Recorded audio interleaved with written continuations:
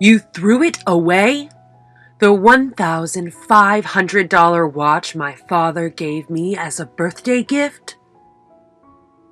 My husband, Sean, was gifted a watch by his father-in-law. It never left his wrist. I nodded and said, "That's right. I threw it in the garbage. I would do it again, too." Sean became even angrier at my response. He yelled, "You're an asshole, you know that? Are you insane?" I guess you could see it that way, but... My name is Michaela, Mickey for short, and I am 29 years old. Sean and I were married a year ago, and unfortunately, we live with my in-laws in their house. My father-in-law never misses an opportunity to put me down. "You're not even good at making tea," he loves to tout. Every day is a living hell. I would pray that I would wake up from this horrible dream. My husband and I went to the same high school, and we re-met at our reunion. He confessed that he had always loved me, and we began dating before getting married a year ago. I was so happy. I loved Sean, and I was so excited about our life together. As long as he was by my side, I would always be taken care of, and I thought that I would be a part of a beautiful family. But now I realize that these thoughts were very, very naive. After we got married, I moved in with my husband and my in-laws. I discovered that my father-in-law was a very troubled man. He was very old-fashioned, a misogynistic man, the type of man who would never dream of making his own tea. And according to Sean, he told Sean's mother that it was wrong for a woman to disobey a man. Once, he threw a plate at her for going against him. I was surprised when I heard this. I couldn't believe it, but it was true. In fact, I started to notice that my father-in-law was quite the xenophobe. He was very critical of me, an immigrant from abroad. I was working as an interpreter, speaking both English and Japanese. Maybe it wasn't because I was a foreigner. Perhaps it was because he didn't think very highly of me in the first place. In any case, he blamed me for everything and spoke ill of me. I love being an interpreter. It's a job where I feel my skills are most useful. Although there were assignments where I had to be on the field, most of my work was done at home for interpreting meetings and things like that. It's a job where I feel my skills are very useful. I was very good at my job, and I did not appreciate that my father-in-law would always insult my work. When he would go on, I would think to myself, "What's wrong with you? Hating someone just for speaking English? Just because they're a foreigner?" I don't prefer foreign countries. I hate English. I don't want to hear a word of English, and yet my son marries an English-speaking immigrant and brings her home to me. I often hear him muttering under his breath, "I can't stand foreigners."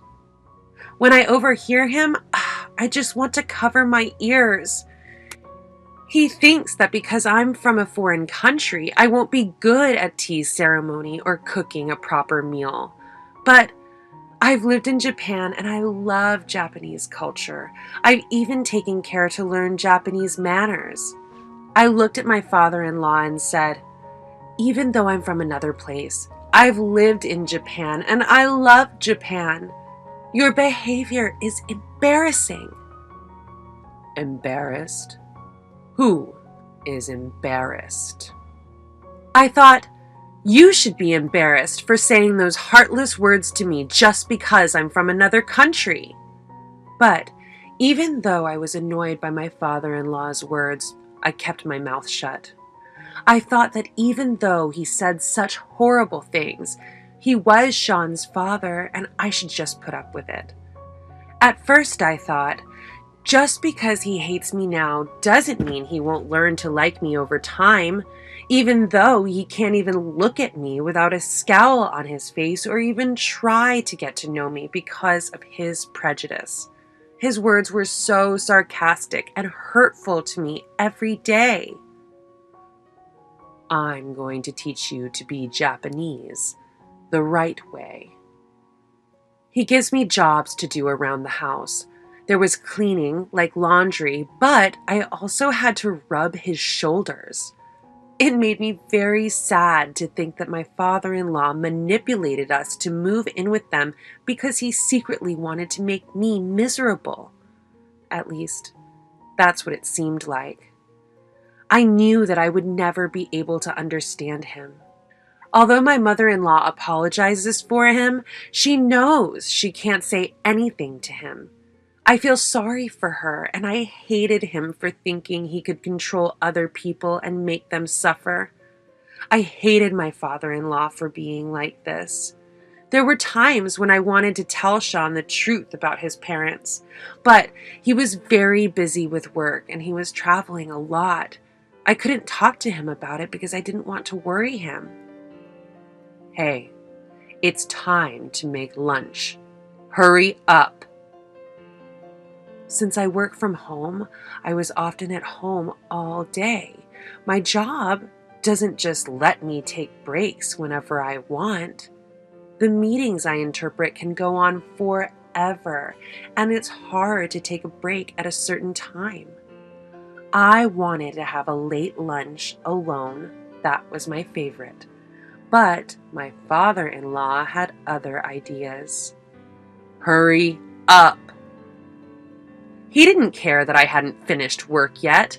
My father-in-law kept calling for me to hurry up.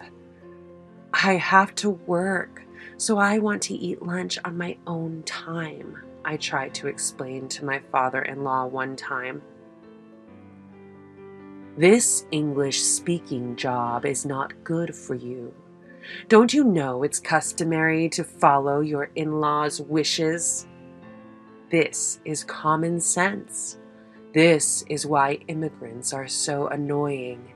They don't know such things, he said coldly. My father-in-law's words were so unreasonable, and it tortured me. He wanted me to cook lunch right then and enjoyed making things difficult for me. The most stressful thing for me was that he made it impossible for me to concentrate on my work. After that, my father-in-law's behavior toward me escalated further.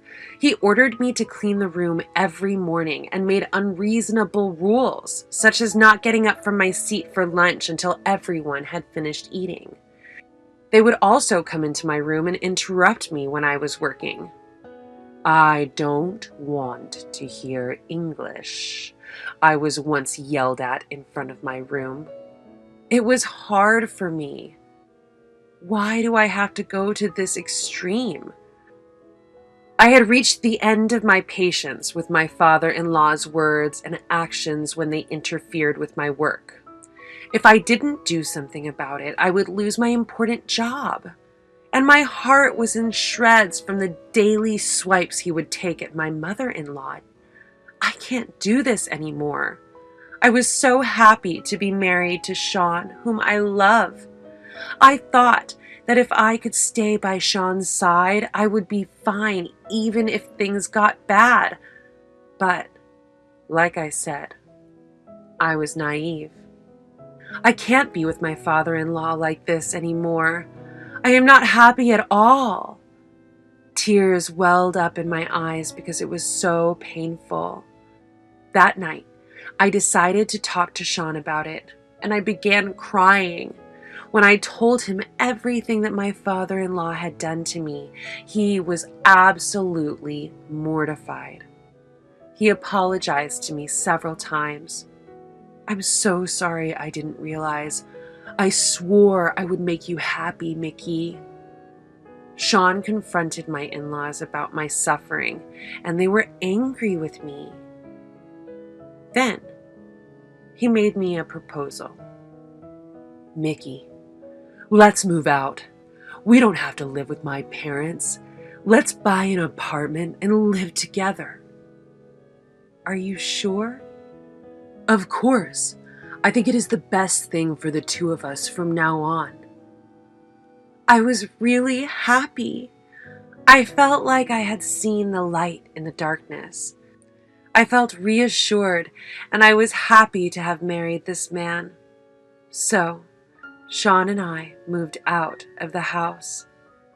After we moved out, I never saw my in-laws again, and since Sean gave my father-in-law a hard time for how he treated me, he didn't do anything to me anymore. Life had returned to normal. I was soaking in the happiness of being able to spend my time freely and concentrate on my work every day. I realized that I had taken for granted the happiest thing in my life. 1 year later, I became pregnant. Sean was happy. He was full of happiness. Mom and Dad seem happy too. Sean seemed to have told my in-laws about my pregnancy. "Well, that's great." Even though I smiled outwardly that my in-laws were happy, my heart sank. It had been a year since that hellish day, and yet I still felt so bad when I remembered what my father-in-law had done to me. "Just because we're having a baby doesn't mean you have to see my parents. I don't want to do anything that will make you feel bad. The most important thing is the baby and you, Mickey," Sean told me. And then I safely made it to the day of the birth, and a healthy baby girl was born. I cried as she squeezed my hand with her tiny hands, and she loved me so much. It was as if all of the pain I had been going through was nothing. "You know," Sean asked me with an expression that made it difficult for me to say anything, "can I let my parents see her alone? They were so happy when I told them she was born safe and sound, and I wanted them to see their little girl." Sean then continued, "I'm sorry. I told you you didn't have to see them." I shook my head at Sean's words. "It's totally fine. I understand how you feel. It's natural to want to let your beautiful daughter meet your parents. And even though my father-in-law did such a terrible thing to me, I know that he cared for you. I wanted to fulfill your wish because I know how important they are to you. It's been a year since then. I'm sure your father-in-law has reflected on what's happened, and I wish I could see him too." When I said this, Sean put on a big smile. "Yes, that was a year ago, and people change. Let's think positive," I told myself. On the day I left the hospital, Sean, my daughter, and I were on our way to my in-laws' house. I had not seen my father-in-law since then, so I was a little nervous. When we arrived at my in-laws' house, they greeted us with smiles. Seeing my father-in-law looking a little happy as he looked at his little daughter, I felt relieved and at the same time glad that I had brought her with me. Sean also looked happy, and my father-in-law didn't seem to be making any sarcastic comments to me, which was a huge relief. Thank God, I knew my father-in-law was sorry for what he had done. Then, my father-in-law brought out a gift-wrapped box and held it in front of me, saying, "Here is a gift for the birth of your child. It's a $1,500 watch. Please put it on display." $1,500? I was surprised that my father-in-law had prepared such a gift for us, but I was even more surprised by how much it cost. I had never heard of a watch costing $1,500. My mother-in-law, who was standing next to me, was also surprised, her eyes widening. "Don't be surprised. It's my way of thanking you for letting me see my grandchild." Father-in-law! I was very surprised, but I was genuinely happy that my father-in-law had given me a gift. Maybe my father-in-law and I were finally starting to understand each other. My heart was filled with joy at the thought of my father-in-law's approval. After returning home, Sean and I immediately opened the gift celebrating our new baby from my father-in-law. Huh? We were surprised to see the watch. We were so surprised to see the watch because it looked like an ordinary wristwatch. We were a little surprised because we had imagined that a $1,500 watch would look much more flashy. We wondered why this watch cost this much, but since it was a baby gift from my father-in-law, we thought nothing more of it and decided to put it on the shelf in the living room. The phone rang. It's from my father-in-law again. Ever since we received that watch, he's been calling us a lot.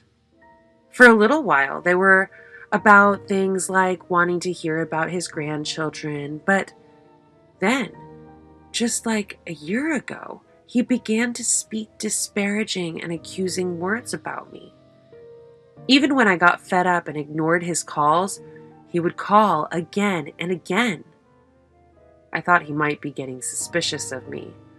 It was exactly at this time a year ago that I was disappointed that he had not changed, and saddened to think that he did not really like me. My father-in-law is such a relentless caller. Sometimes he would barge into my house if I did not answer the phone, so I had no choice but to pick up. The phone rang several times every day, and when I answered the phone, he would say all kinds of hurtful things. I was exhausted from childcare and work and even my father-in-law, and I was exhausted both physically and mentally. I was in pain, I was in agony, and I even cried. How can I get away from my father-in-law now? I thought I escaped him by moving out of the house, but now that I've left, he still torments me like this. Eventually, my father-in-law started pointing things out to me. Do immigrants only clean once a week? You only had Japanese food for 2 days this week. This is why foreigners are no good. These were the points he made about my behavior. Strangely enough, he was also right. How did he know that? I asked Sean if he was telling him, but he said he didn't know. I was a little scared at the time, but I thought it must be a coincidence. But then, he continued to point out my behavior several times, and I felt that it was indeed strange, because everything my father-in-law said was true, and the points he was making were getting more and more specific day by day. I was scared. I felt like I was going crazy. You would have to be there to see this kind of thing. I felt goosebumps all over my body at that moment. Yes, you would have to see it to believe it. I tried to recall what had just happened with my father-in-law. No way, I realized. I was in an uproar when I realized what had happened, and I couldn't stop my body from shaking with fear. I couldn't stop shaking with fear because it was something I couldn't even imagine. Then I looked at my child who was sleeping slowly and thought, I had to protect her. I made a decision to do something, even though I felt my body trembling. Mickey? That night, Sean came home from work with the watch in his hand. He looked angry. You threw it away? The $1,500 watch my father gave me as our daughter's birthday present? Yes, the watch in Sean's hand had been given to us by his father-in-law at the birth of our daughter. I nodded and said, That's right. I threw it in the garbage, and I would do it again, too. Sean became even angrier at my response. You're an asshole, you know that? Are you insane? I guess you could see it that way, but I'm not the problem here. Let me show you. Why don't you push this button? I pointed to the black dot on the clock in Sean's hand. The clock that my father-in-law had given me had a little black button on it. Sean angrily did as I said. His complexion changed. What is this? Was the button a reset button? I wondered. We had never looked at it closely before. It's not a button? No, it's not a button. Take a closer look. Sean observed the small black spot just as I had said, and the look on his face became more and more blue. Camera. Sean was absolutely lost in thought. Yes, there was a hidden camera attached to the watch. He had to look closely to see it, so he hadn't noticed it until now. He had been watching us with that camera for a long time. Oh no! The reason my father-in-law knew my every move in detail and even knew exactly what was on the menu for dinner was because he had been watching me the whole time. I was horrified with him for doing this. I had a professional take a look. I even had it debugged. It was all your father-in-law's work. For a while, Sean froze in shock at my words, but soon his eyes became determined to do something. Mickey, I'm really, really sorry.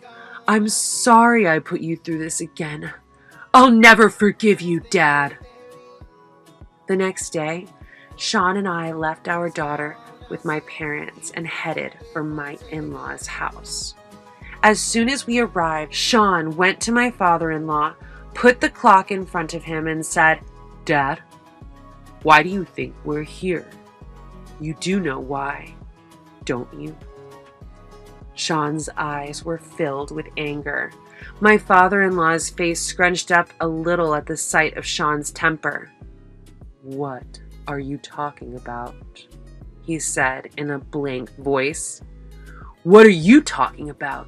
You're crazy to give her a wristwatch with a hidden camera and a wiretap on it. But my father-in-law insisted.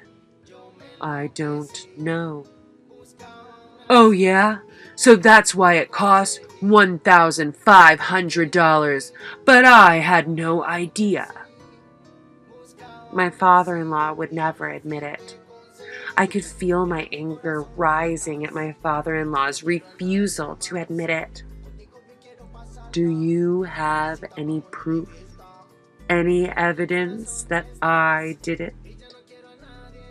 My father-in-law grins at me. I'm sorry you have no proof, but I'm going to have to ask you to pay the price for my breaking heart. You're the one who's going to pay that fee. My mother-in-law, who had never said anything to me before, interjected, Because I am divorcing you. What? What are you talking about? He was a little upset, but he didn't seem to take it seriously. That's just as well, because until now, my mother-in-law had never disobeyed my father-in-law in any way. I told my mother in advance what my father had done, Sean said. After Sean told me, I had a look at your room. What? My father-in-law, who had looked relaxed a moment ago, was becoming impatient. I wanted to think it was a lie, too. Eavesdropping and photographing is a crime, you know. But in your room, there were videos of Sean and his family and his house and so on. I can't believe you really did this. My father-in-law was seeing red. Sean questioned him further. I asked my mother to find receipts for that watch. Here. Sean put the receipts and order forms for the watches in front of his father-in-law. This watch is custom made. You ordered a hidden camera and a wiretap, didn't you? I have solid proof right here. Then, knowing he could no longer get away with it, he confessed everything. I lost the chance to tell Mickey how disgusted I was with her, so I thought I'd watch her behavior on camera, my father-in-law said. Everyone in the room who heard these words felt a surge of indescribable anger and exclaimed in exasperation. After that, my mother-in-law divorced my father-in-law. My father-in-law had to pay alimony to my mother-in-law. Moreover, the house belonged to my mother-in-law's parents, who had given it to her as a gift. So, as a result, my father-in-law was also evicted from the house and now lives alone in a small apartment. My mother-in-law has apparently been enduring unreasonable orders from my father-in-law up until now. She says this was all for Sean's sake. But before she knew it, she was tied down by her husband and she could not escape. But when she saw me being tormented by him too, she became angry at herself for not having the courage to protect me. And finally, she woke up and said he had to get away from this person. Now that she is free from her husband, my mother-in-law lives at her own pace and very leisurely. Sean also cut ties with his father-in-law, and there was no one left. I live very happily with my husband, Sean, and our daughter. Sean, who used to work a lot of business trips and overtime, changed his job to spend more time with his family, and I can spend more time with him than ever before. And since the incident with my father-in-law, we have been able to talk to each other about any problems, big or small. And I think our relationship as a couple has grown even deeper. I am happier now than I ever have been. Happiness comes in different forms for different people, but I want to cherish my own happiness. It is wrong to sacrifice oneself for the sake of someone else's happiness.